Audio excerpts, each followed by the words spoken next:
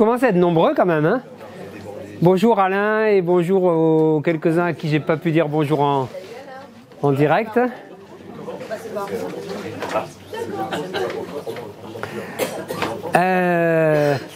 En tout cas ce soir, le projet c'est petite conférence, mais ça c'est juste un prétexte. Moi j'avais besoin de filmer ça pour mettre ça sur internet, donc c'est pour ça que je vous l'impose, comme ça vous n'avez pas le choix. Il y en a pour c'est une petite conf sur un truc que j'aime bien quand même, vous allez voir. Mais il y en a pour, je sais pas, un quart d'heure, 20 minutes. Il y aura peut-être un petit échange de questions-réponses, mais c'est pas forcément prévu, c'est vous qui voyez après. Après, on enchaîne par un apéro, vous êtes tous invités, ça c'est notre apéro. Vous savez que tous les 2 mois et demi, 3 mois, Génération Formation, on fait une soirée comme ça. Quand l'été, on fait ça des fois à la plage, c'est pas toujours dans cette salle de cours. Et puis, on fait aussi une fois par an un pique-nique. Ou un truc dehors. On essaie de faire cette année quelque chose en rapport avec le canoë. Mais on vous en parlera quand ça sera sûr, parce que pour l'instant, parce que JB il n'a pas fait son boulot et donc voilà quoi. Hein voilà. Donc avant l'apéro, ce soir, j'avais envie de vous faire une petite conférence sur un thème qui m'a pas mal intéressé. Et c'est pas tellement le thème en lui-même qui m'a intéressé, c'est la grille de lecture que je vais vous proposer, qui elle a quand même vachement occupé ma vie. Ça s'appelle « Comment réussir dans la vie ». Donc c'est voilà, si vous voulez réussir dans votre vie, voilà ce soir, au bout d'un quart d'heure, 20 minutes, vous aurez une grille de lecture. Alors c'est une espèce de stratégie. J'ai pris ça à Anthony Robbins et j'ai rajouté des petits trucs parce que c'est comme ça qu'on fait, on s'approprie quelque chose et puis on ajoute notre patte. Donc je sais qu'il y a des grands amateurs de Anthony Robbins dans la salle, notamment mon ami Laurent qui est allé le voir plusieurs fois. Et la proposition de Robbins, c'est celle que je vais vous proposer. Je vous dirai en quoi ça m'a beaucoup touché. Et moi, j'ai presque organisé ma vie par rapport à ce truc-là. Donc, ça paraît être une présentation sur un écran. N'empêche que moi, je l'ai inscrit à l'intérieur de moi et j'ai vécu, j'ai rêvé, avec cette démarche-là. Elle a donné des résultats assez géniaux, mais c'est pas parce qu'elle a marché chez moi qu'elle marchera chez tout le monde. Elle marchait chez moi parce qu'elle m'a parlé, qu'elle m'a touché. Des grilles de lecture sur comment organiser sa vie. Il n'y a pas que la PNL qui en parle. Il y a aussi les bouddhistes, il y a aussi les sophrologues, il y a aussi, il y a plein de personnes, des philosophes évidemment. Et voilà. La proposition qui vous est faite là ce soir. Et la PNL travaille beaucoup là-dessus. Quand on cherche à organiser sa vie en PNL, la première chose qu'on fait, c'est qu'on se donne un objectif. Et une des manières de se donner un objectif, c'est de ne pas se donner un petit objectif, mais de mettre la barre haute. Et mettre la barre haute, c'est de rêver en grand, en technicolor, de prendre quelque chose qui est peut-être pas si facile que ça à atteindre, mais quand on y pense, ça nous fait baver parce que ça touche notre cœur, ça vient nous chercher dans un endroit de notre histoire. On verra l'intérêt du fait que ça vienne nous chercher dans notre histoire parce que c'est ça qui fait probablement toute la différence. Ça sera le dernier point. Donc mettre la barre haute, c'est une autre manière de dire se donner un objectif. Donc on se donne quelque chose, c'est nous qui le choisissons parce qu'on pense que ça va donner du sens à notre vie, parce qu'on pense qu'on va être heureux avec ça, parce que ça va donner une direction par rapport à là où on en est.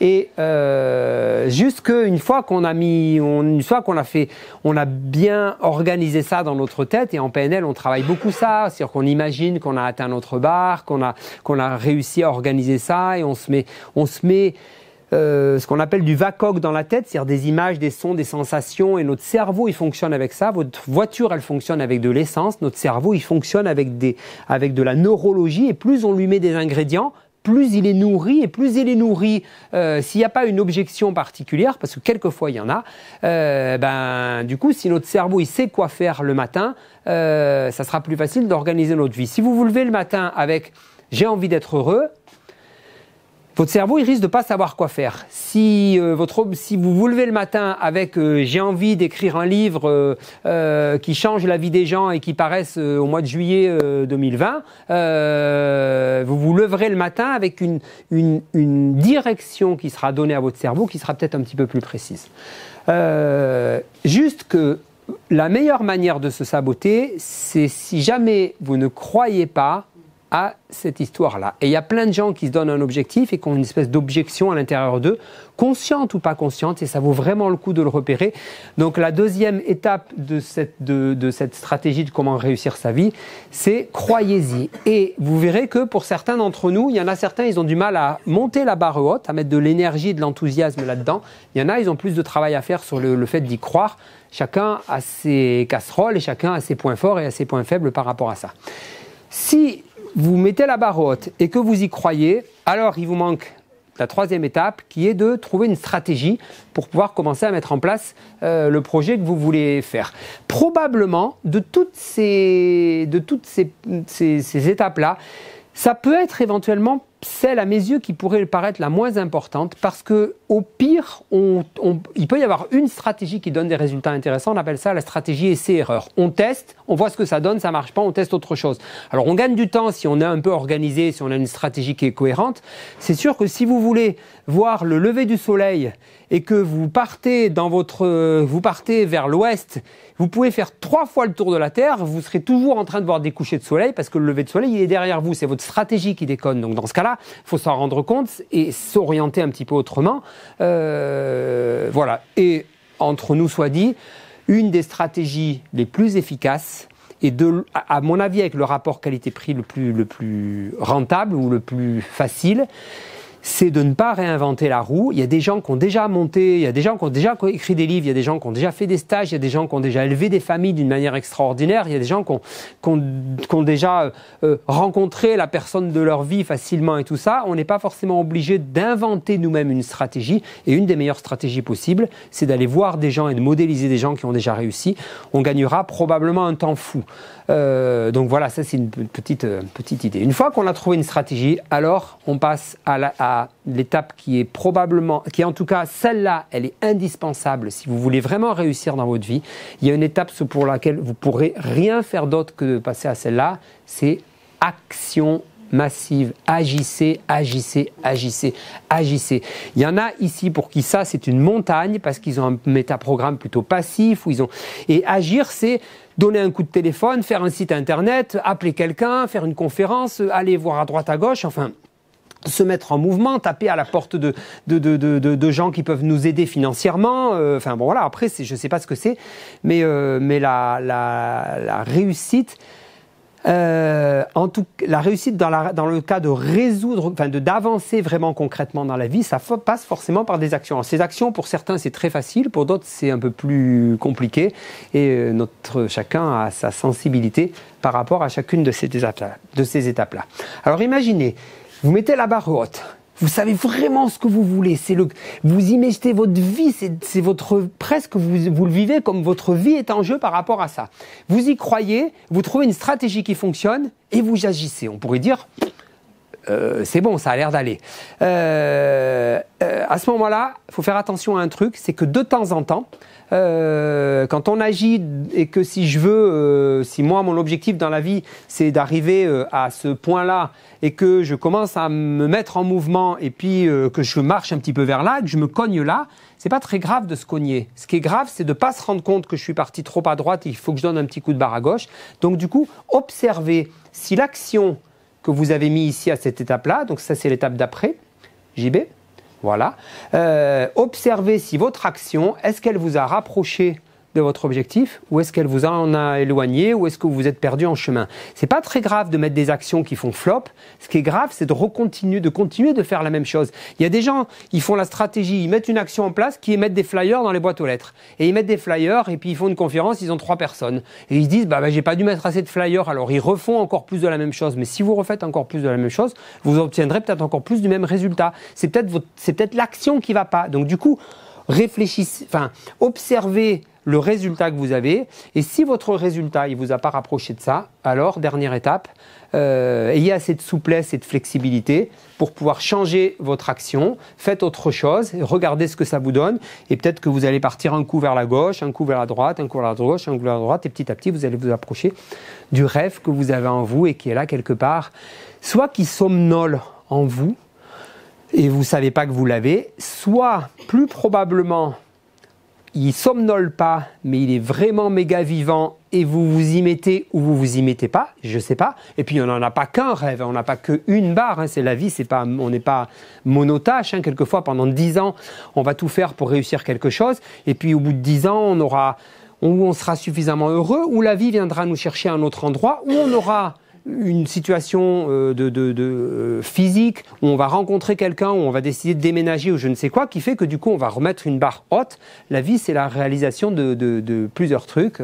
Voilà, donc ça c'est la proposition d'Anthony Robbins. Et quand on le regarde comme ça, franchement, il y a une forme de cohérence, ça met du mouvement. Quand on met la barre haute, c'est un peu comme quand il y a une tension qui se crée à l'intérieur de nous parce qu'on veut quelque chose qu'on n'a pas encore. Donc du coup, on est espèce d'une tension, mais cette tension-là, elle peut être créatrice. Et si on lâche vraiment les chevaux, ça peut nous propulser vers pas mal de trucs. Juste qu'avec les années, je me suis rendu compte que cette stratégie qui peut quelquefois avoir un inconvénient, c'est si jamais votre barre haute, votre rêve, il n'est pas assez connecté avec quelque chose qui est profond chez vous.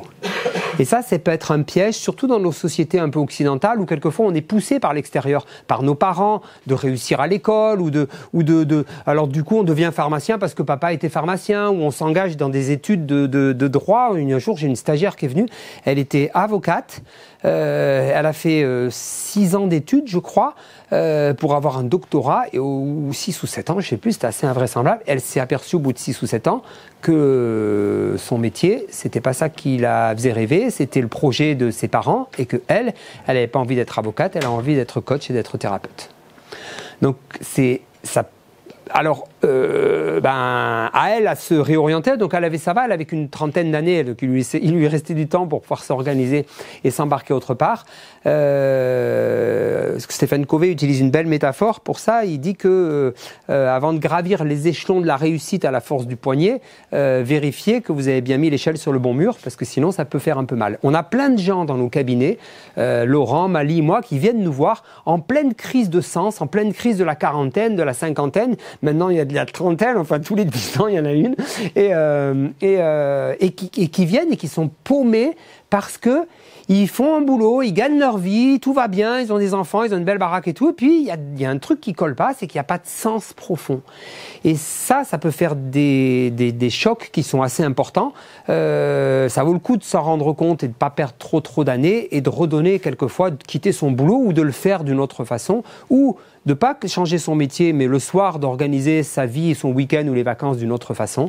Parce que ce qui compte le plus, si vous mettez la barre haute et que vous vous donnez des objectifs qui sont un peu matériels ou qui sont un peu le projet de vos parents, et c'est pas toujours facile de savoir si ça vient vraiment de nous, si ça vient un peu on est tellement pris dans notre histoire familiale de savoir si ce que je fais, c'est pas aussi un petit peu pour faire plaisir ou pour de la reconnaissance ou pour des trucs comme ça. C'est pas si simple de décoder tout ça.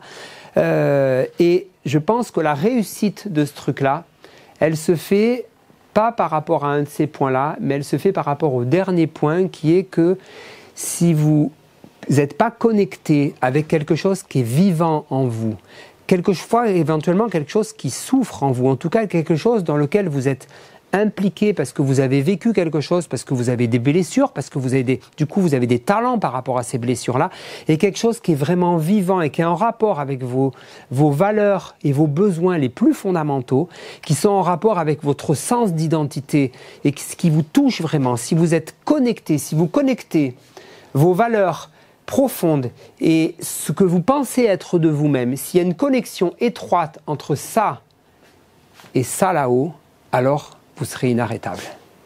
Le secret, c'est de se mettre en cohérence avec ce qui est vraiment vivant et profondément inscrit à l'intérieur de nous, et de se donner un objectif qui est une résurgence et une mise en action concrète de ce truc-là. C'est pour ça qu'on n'a pas tous le même karma, et que pour certains, mettre la barre haute, ça va être fonder une famille extraordinaire. Pour d'autres, ça va être faire un extraordinaire bar à tapas dans le coin, et où tout le village viendra, et il y aura une atmosphère dans votre bar, parce que vous le faites avec avec une âme, avec un éclairage, avec quelque chose qui est une résurgence de votre histoire, et que c'est dans ce truc-là que vous allez y trouver votre lumière. Elle sera là. Pour d'autres, ça sera de s'occuper d'un jardin extraordinaire. Pour d'autres, ça sera de faire des stages. Pour d'autres, ça sera d'être thérapeute. Bref, pour d'autres, ça sera d'être médecin, infirmière ou aide-soignante ou je ne sais quoi. Et quand ça et ça sont connectés, alors c'est plus ce qui est en jeu, c'est autre chose, et c'est plus réussir dans la vie, c'est votre vie qui sera réussie. Du coup, on se retrouve avec l'idée, ça serait de partir de ça et d'arriver à non pas réussir dans la vie, mais de réussir sa vie, parce que on est en vraie cohérence avec quelque chose qui est fort et vivant à l'intérieur de nous, et qu'on le met en lumière dans la réalisation de quelque chose qui peut être très simple de l'extérieur, mais qui pour vous a beaucoup de sens et a une valeur importante. Donc je ne sais pas quels sont vos rêves d'enfants, quels sont vos rêves d'adolescents, à quel type de film vous pleuriez, quels sont les livres ou les bouquins qui vous ont collé au plafond, mais probablement que derrière ces livres et ces films et tout ça, il doit y avoir une histoire, une cohérence à l'intérieur de ça. Si vous la trouvez, c'est impressionnant, parce que à ce moment-là, on n'a plus jamais besoin de motivation. Souvent, les gens, tu veux bien revenir juste en arrière pour remettre toutes les étapes. Souvent, les gens, ils pensent que ils n'arrivent pas à faire quelque chose, et ils disent qu'ils manquent de motivation, qu'il faudrait qu'ils se bougent ou qu'ils fassent des efforts. Je crois que quand on a ça, on n'a plus d'efforts à faire. On se lève le matin, on a la patate, on est appelé par quelque chose, et les choses se mettent en mouvement parce que il y a plus l'ombre d'un quart d'une hésitation à l'intérieur de notre psyché profonde. Voilà, donc moi j'ai vécu avec ce truc-là. J'ai organisé ma vie de cette manière-là, et ce qui est rigolo, c'est qu'on peut faire ça pour des grands objectifs, donc des changements de carrière. Donc moi, vous vous souvenez, j'étais kiné, j'ai changé de profession, je suis devenu thérapeute, formateur, maintenant j'ai écrit un livre, et cette histoire de livre, je le porte en moi depuis l'âge de 20 ans, c'est marqué en préambule, donc quand il sortira, pour ceux qui le liront, je me souviens un jour avec des amis, on avait fait une soirée, on avait dit: qu'est-ce que tu aimerais réaliser dans ta vie, toi? Et moi, j'avais répondu avec toute l'humilité qu'on peut avoir en même temps quand on répond à ce genre de questions. J'avais répondu: moi, ce que je voudrais, c'est écrire un livre qui change la vie des gens. Et d'ailleurs, il y a un copain qui m'a dit: tu pourrais peut-être déjà écrire un livre qui changerait ta vie, ça pourrait être pas mal. Donc j'ai bien aimé le recadrage, parce qu'il était chouette, mais l'idée, elle était toujours là, quoi. Et 25 ans après, je me suis mis dans un coin, j'ai commencé à écrire, et ça m'a pris pendant des années, et je me suis régalé à le faire. Là, j'ai du mal à le diffuser pour l'instant, mais ça va venir. Je vais bien trouver quand même un éditeur qui va me le prendre. Il y en a 2-3 qui tournent autour. Donc on peut faire des trucs forts qui nous prennent comme ça. Donc moi, l'écriture de mon livre, c'est j'ai même pas compté, parce que c'est 1500 heures, 2000, enfin j'ai aucune idée de milliers d'heures du temps que j'ai passé, parce que ça prend beaucoup de choses. Mais quelquefois, on peut aussi organiser cette manière de faire simplement quand on se pointe à un repas familial un dimanche. Et si vous vous organisez ça juste pour votre journée du dimanche, il dit: allez, ça serait quoi de mettre la barre haute? Alors mettre la barre haute, ça serait de me mettre debout sur la table et je sais pas, déclamer tel poème, ou je sais pas quoi, enfin, je sais pas qu'est-ce qui vous viendra à vous, ou ça serait de prendre ma sœur dans un coin, d'aller lui dire que je l'aime, ou de présenter, d'offrir un cadeau à mon père, ou je ne sais quoi. Enfin bon, bref, vous voyez quelle est votre barre haute. Regardez si vous y croyez. Est-ce qu'il y a besoin de trouver une stratégie pour ça? Pas forcément, sur un truc aussi facile. Et puis après, just do it, quoi. Allez-y, faites, et puis regardez ce que ça donne. Et si, au pire, vous n'y arrivez pas dès le premier dimanche, parce que ça a pas matché, ou parce qu'il y a eu des résistances, ou des choses comme ça, si vous le faites avec votre cœur, les gens, et avec votre âme, les gens, ils le sentiront. Dans votre famille, on sentira que, ok, vous avez fait un flop, ou il y a eu votre sœur, elle n'a pas réagi tout à fait comme vous aviez prévu. D'accord, peut-être. Mais en qualité d'être, les gens, ils sentiront que vous êtes vivant et que vous êtes vrai, parce que vous êtes cohérent à l'intérieur de vous-même, quoi. Donc, je ne sais pas ce que vous pensez quand je vous raconte tout ça. ou ce que vous ressentez. Mais ça peut prendre du temps. Ça peut prendre du temps. En fait, ce qui peut prendre du temps, c'est de mettre de la conscience. Mais sur c'est quoi mes valeurs les plus importantes? Parce que de se lever le matin avec la sécurité tout en haut de notre pyramide de valeurs, ou de se lever le matin avec la liberté tout en haut de notre pyramide de valeurs, ça ne va pas du tout donner la même histoire. Hein. Ça ne va pas donner la même journée, ça ne va pas donner Voilà. Et ça, il n'y a personne qui a à dire Geoffrey, ça serait mieux que tu mettes la liberté en haut de ton échelle de valeurs. Si c'est la sécurité, c'est la sécurité. Du coup, comment tu peux mettre la barre haute en rapport avec ce besoin de sécurité, qu'est-ce que ça peut donner? Et du coup, ça sera la tienne de barre. Donc, ton karma à toi, c'est pas celui de ta voisine de droite, c'est pas celui de Camille devant, et du coup, le but, c'est pas tous l'idée, c'est quoi? C'est de devenir juste plus soi-même, de grandir et d'éclairer ce monde avec notre propre lumière. Voilà, après, c'est notre contribution à ce monde. Ça ne veut pas dire que du coup, en plus, on peut gagner de l'argent par rapport à ça. Ça, c'est autre chose. Mais la vraie réussite, c'est pas de gagner des milliers et des cents, c'est d'être heureux et en harmonie par rapport à ce qu'on fait. Et quand on est heureux et en harmonie, les gens le sentent, nous on le sent, et on a amené quelque chose dans cette petite planète. Peut-être que le monde il est un petit peu meilleur après notre passage qu'avant. Voilà, c'est des trucs de ce style-là. Voilà ce que je voulais juste vous présenter. Et du coup, j'avais prévu de vous montrer un tout petit film. Il y a plein de manières de faire, et comme il y a pas mal de gens ici qui veulent être thérapeutes ou qui ont ce projet d'avancer comme ça, je voulais vous montrer quelqu'un dont on ne parle pas beaucoup dans les stages, qui s'appelle Alejandro Jodorowsky. C'est un Chilien qui est un peu... Il a fait des bandes dessinées, il a fait des films, il a fait du tarot, il a fait du... Et là, on le voit en train de... Il a une attitude de thérapeute. Ça dure... je sais pas, 1 minute et demie, le film est très court. Il est censé faire du tarot avec quelqu'un, et vous allez voir, il y a quelqu'un qui lui pose une question, vous allez voir le charisme avec lequel il répond. Donc c'est sous-titré, il parle français mais avec un accent espagnol comme ça, je ne sais pas comment le dire. Donc le son n'est pas très bon, et lisez les sous-titres si vous voulez, et on peut parler de son style à lui. Lui, voilà comment il met la barre haute quelquefois en faisant simplement du tarot, mais il ne fait pas simplement du tarot. Il est dans l'humain complètement, bref, regardez. Hors du commun, c'est Alexandre Jodorowsky. Alors Alexandre Jodorowsky, il a fait du spectacle, c'était l'homme des happenings dans les années 60. Il fait de la BD, il fait les meilleurs scénarios de bande dessinée. Et puis aussi, c'est une sorte de prince du tarot.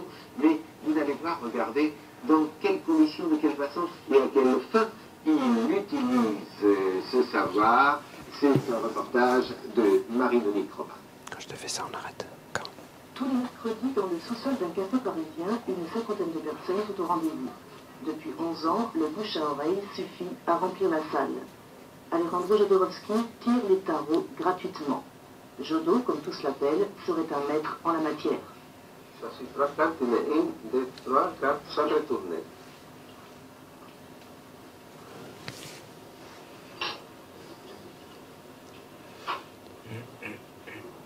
Très lentement ta question. J'ai commencé à faire des cours de dessin, et je dois savoir si j'ai un petit don quelconque pour faire du dessin, ou si je suis complètement expérimenté, j'y arriverai jamais. Alors c'est ce type de retourner. Il fait qu'un moyen te regarde, parce que c'est un être humain qui te regarde. La lettre c'est du papier imprimé qui te lit, non? C'est pas la Bible, il te regarde. Quand il te regarde, il voit l'artiste. Pourquoi tu ressens une confirmation par le calme? Cosa attaquer à ça? Qui t'a enlevé la sécurité en toi-même? Qui était incapable de voir en toi ton talent? T'as gagné ça bien. Le passé parle plutôt de quelque chose de froid, d'un enseignement qui parle du ratage de quelqu'un dans ton passé qui te fait peur à toi. Qui a cassé dans ta famille ton talent et l'a paralysé? Je pense que c'est de ton père parce qu'il est là. Et tu es en train de suivre les femmes. Pas ton père, parce que la gauche, c'est l'endroit où il a la mer. Donc, tu es en train de suivre la vision que ta mère a de ton père. Regardez les têtes par les yeux de la mère, donc regardez l'échec par les yeux de la mère, ne vouloir pas rater la maman. Donc, il faudrait opposer à cette position du passé, il faudrait opposer la force.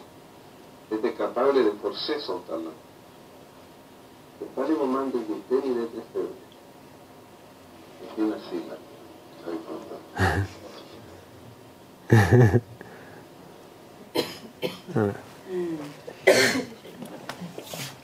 Ça dure quoi, 1 minute et demie? Vous vous rendez compte la posture qu'il prend vis-à-vis de ce jeune?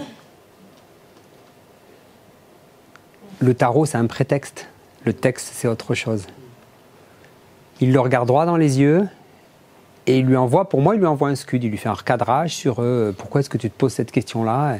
Et en fait, voilà, pour moi, cet homme-là, il est au cœur de son histoire, il est au cœur de sa vie, il est à la bonne place. Et ce qui est rigolo, c'est que Jodorowsky, il a fait du tarot, donc il faisait des soirées, vous avez vu, ils en parlent un peu, le mercredi soir gratuitement à Paris, il faisait une soirée comme ça, et il s'est rendu compte, il s'est rendu compte une quinzaine d'années ou une vingtaine d'années après, que son grand-père, alors qu'il n'était pas au courant, son grand-père qui était cordonnier, il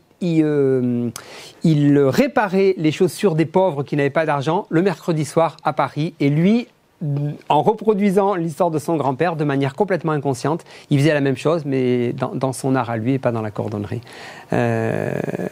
Voilà, donc des gens qui nous inspirent, on peut en trouver plein. Voilà, c'est un exemple parmi d'autres, vous en connaissez pas mal et on peut en chercher pas mal sur Internet. Voilà, j'avais envie de vous partager juste avec beaucoup d'humilité évidemment, mais avec du cœur, quelque chose qui me touche, et parce que je pense vraiment que y a un diamant à l'intérieur de chacun de vous. Alors quelquefois le diamant il est un peu caché au fin fond de la mine, il faut gratter, il faut aller chercher, il faut l'extraire de la mine. Quelquefois ça prend un peu du temps, mais après une fois qu'on l'a extrait, il y a encore un peu de travail à faire. Il faut le ciseler. Vous savez qu'un diamant, il faut couper certaines facettes pour qu'il soit lumineux. Et une fois que vous êtes bien lumineux, alors vous savez qu'un diamant, c'est éternel. Bonne chance.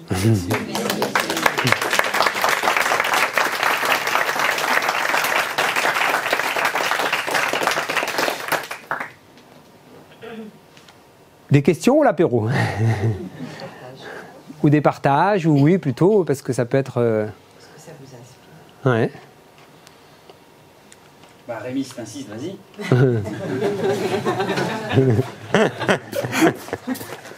Pourquoi moi quand c'est comme ça? C'est comme ça. Tu t'y prêtes. Bon, ça vous va qu'on passe direct à l'apéro? Tout à fait. Hein? Allez, ok. Alors du coup, la dernière diapo, c'était en rapport avec ça. Donc c'est JB qui va s'en occuper. Il faut mettre une table là. Voilà. Hein? Oui, je crois qu'il veut.